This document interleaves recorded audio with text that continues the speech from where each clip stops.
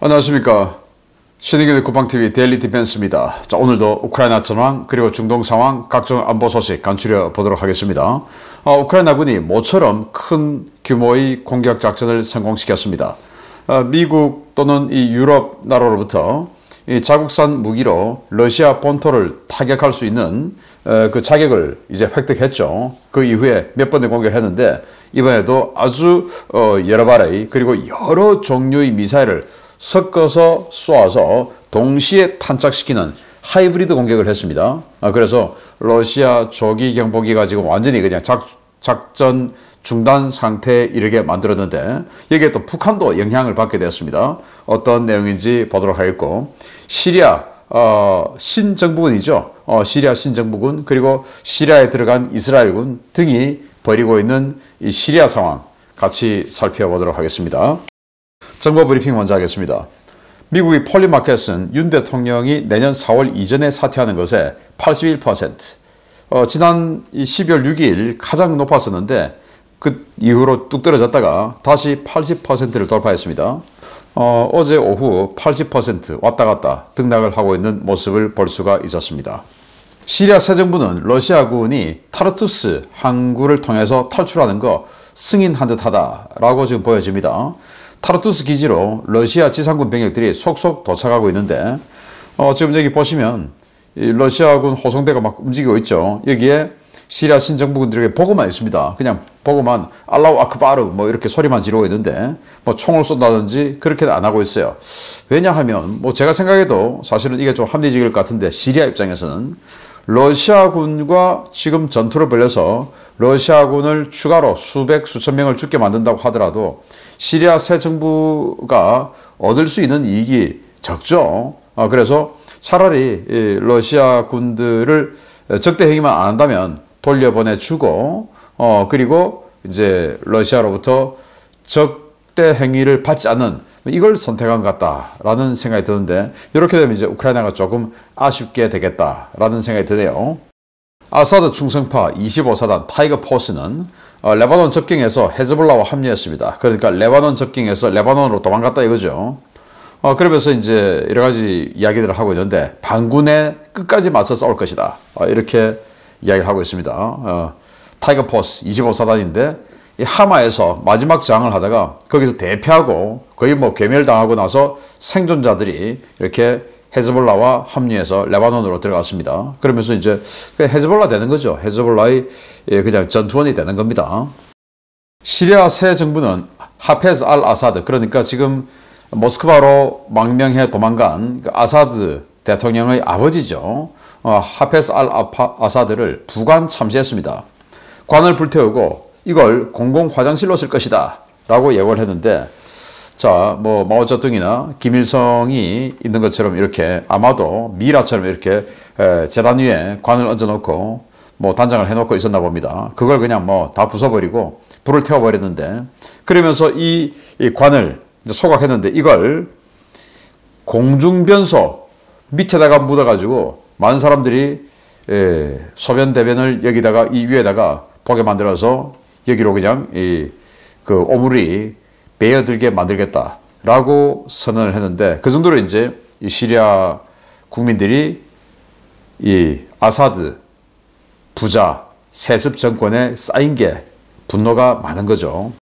이스라엘군은 시리아 완충 지역에 4개의 여단을 투입했는데 지금 현재 수도 다마스쿠스 한 15km 전방까지 진격을 했다고 해요. 그런데 더 이상 진격하면 또 새 정부가 긴장해서 뭔가 또 액션이 있겠죠.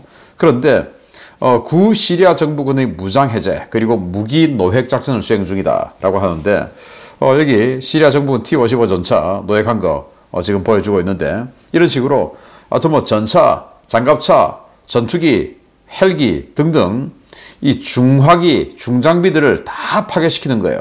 그래서 소총 등등 이런 소화기들만 놔두고 다 파괴시켜버려서 시리아 새 정부가 이스라엘의 또 새로운 불씨가 될 수 있죠. 어차피 이 새 정부도 알카에다 하고 협력을 했었고, 또 이 알카에다 활동을 해줬던 사람이 지금 새 정부 수장이 됐기 때문에 완전히 신뢰할 수는 없다. 지금 현재는 이익을 같이 하기 때문에 일시적으로 지금 뭐 여러 가지 이해관계가 공유가 된 상황이라서 충돌이 없는 것이지 언젠가는 또 부딪힐 수가 있죠. 그래서 언젠가 부딪힐 때를 대비해서 이렇게 싹을 아예 잘라버리는 이 작전에 이스라엘군이 나서고 있는 것을 한 번 더 볼 수 있습니다.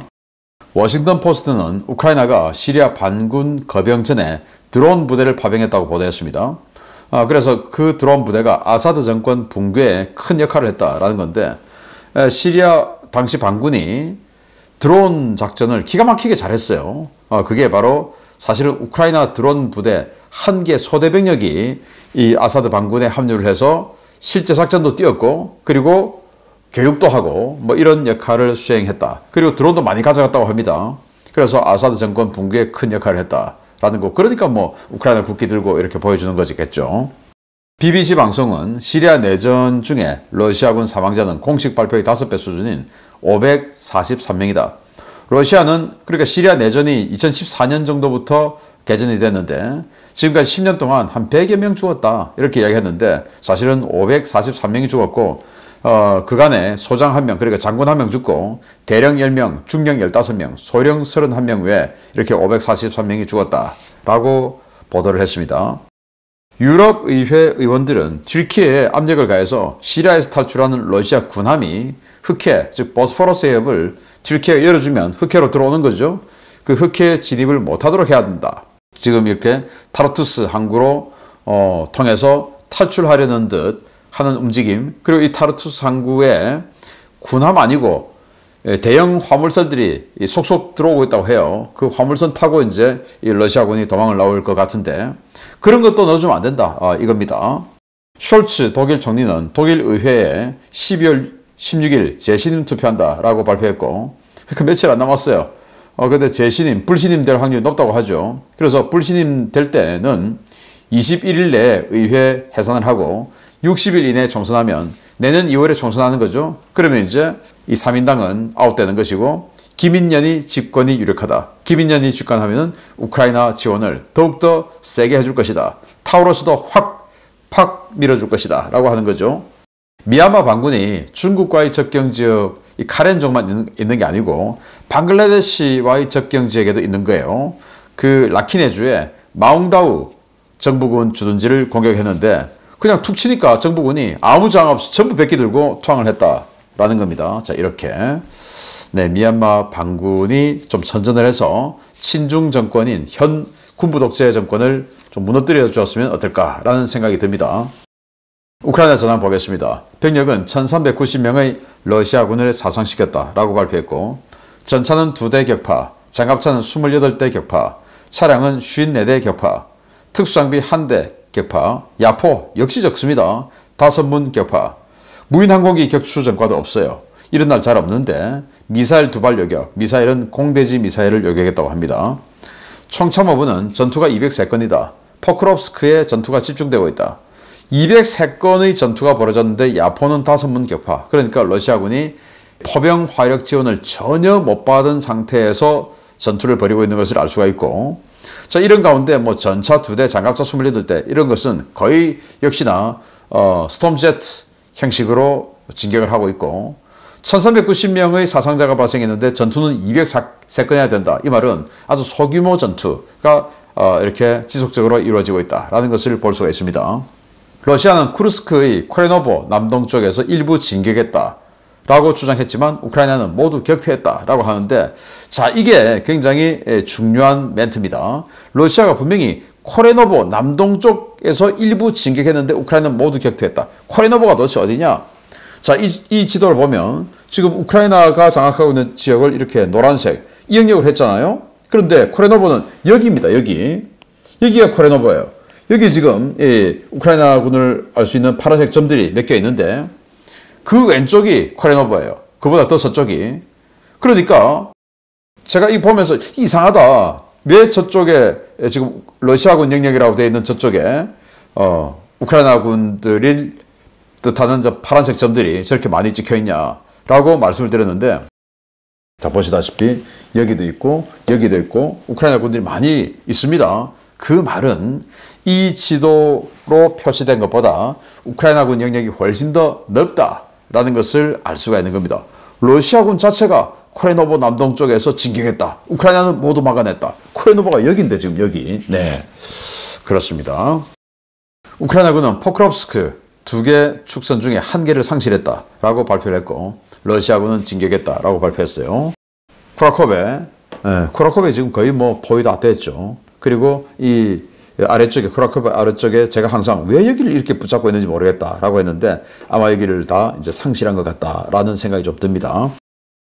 시르스키 총사령관은 러시아군이 포크롭스크에서 큰 병력 우위에 있다. 그래서 자기네들은 병력이 부족하다라는 거죠.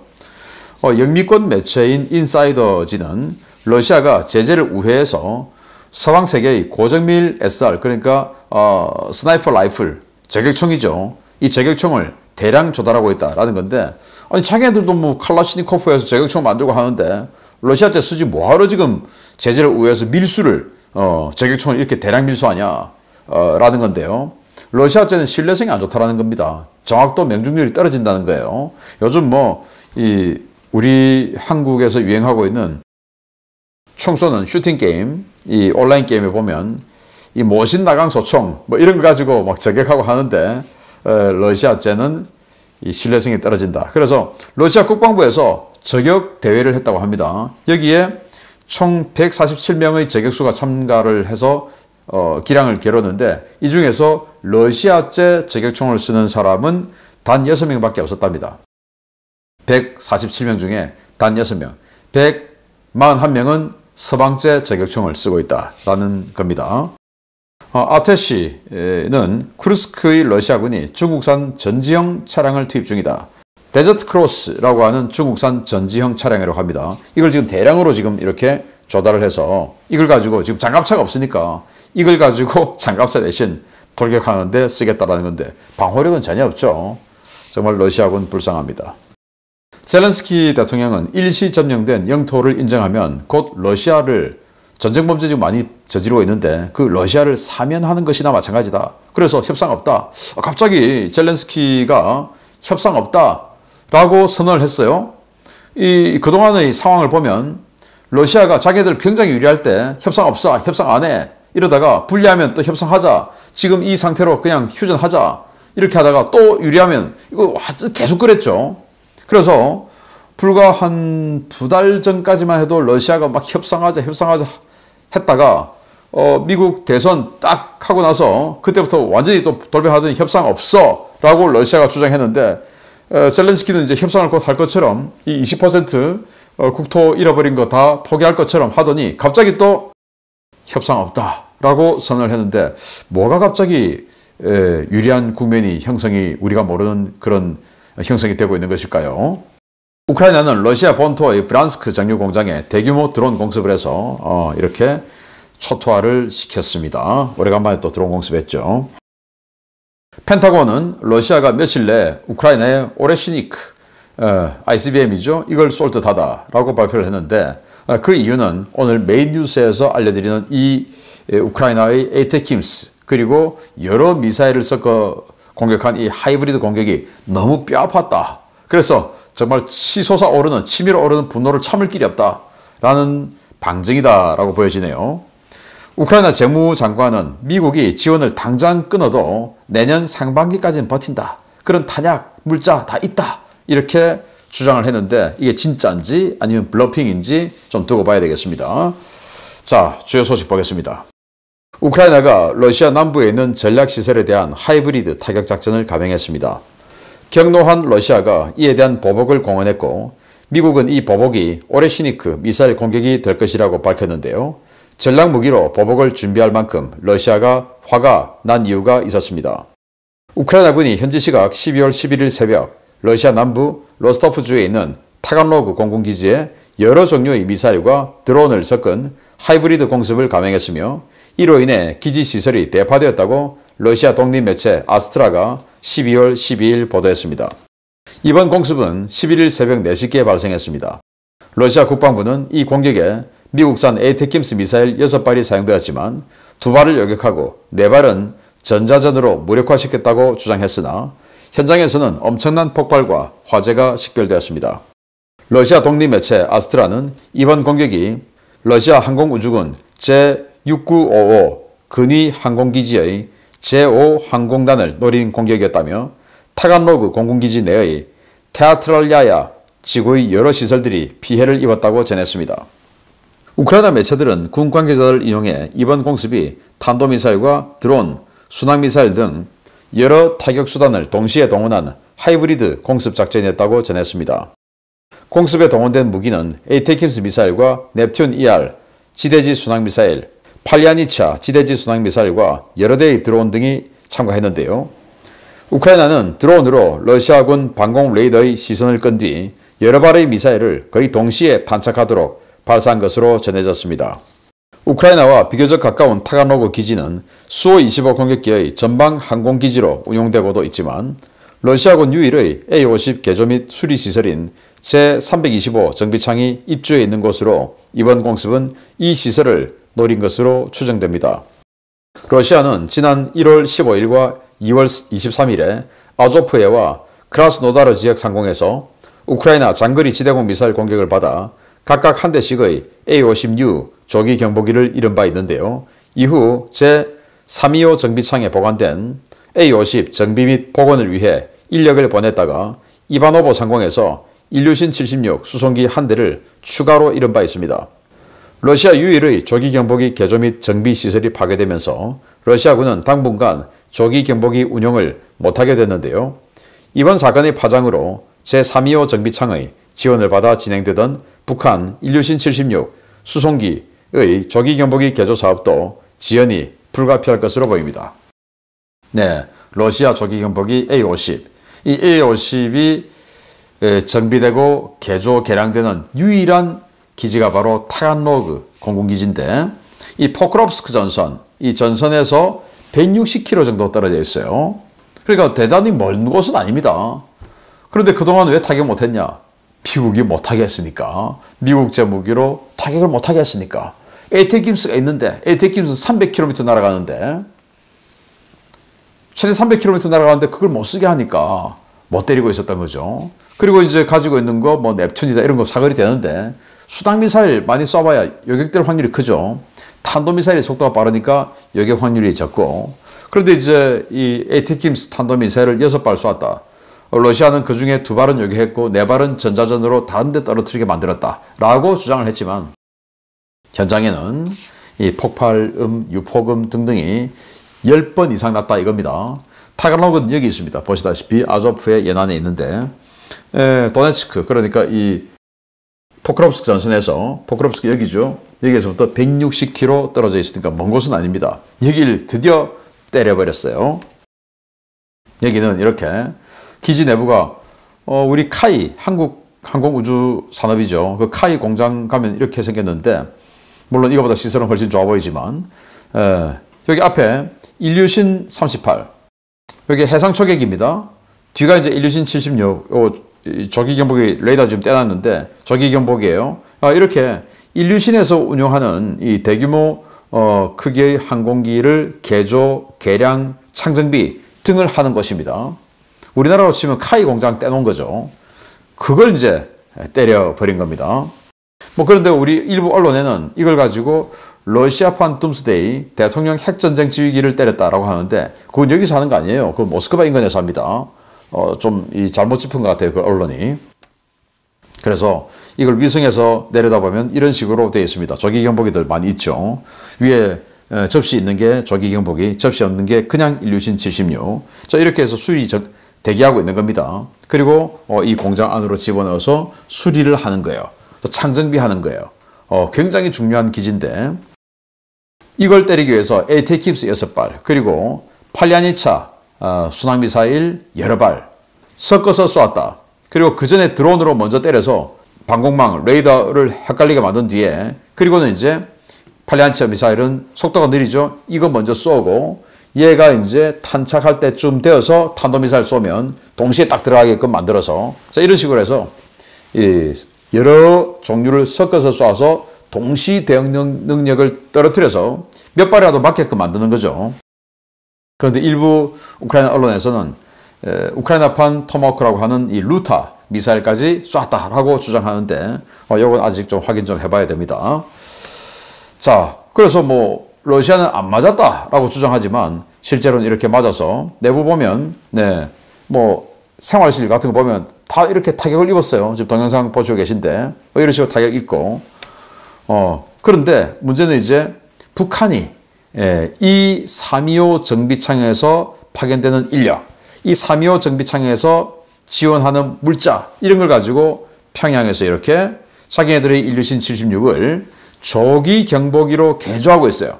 그런데 이 3.25 정비창이 파괴됐죠. 창고도 파괴됐을 거예요. 여기에서 계속 물자가 이쪽으로 공급이 되어서 평양에서 계속 작업을 해야 되는데 물자 공급 원천 소스인 3.25 정비창이 타격을 받았으니까 평양이 조기 경보기를 만드는 게 아주 상당히 지연되게 생겼다라는 이 나비 효과까지 생겨서 이건 조금 또 추가 부수적인 우리 입장에서는 큰 효과다라고 말씀을 드릴 수가 있고 이 3.25 정비창 10번 이상의 큰 폭발이 관측이 됐다고 하는데 부디 완전히 박살이 났기를 기대해 보겠습니다. 마치겠습니다. 감사합니다.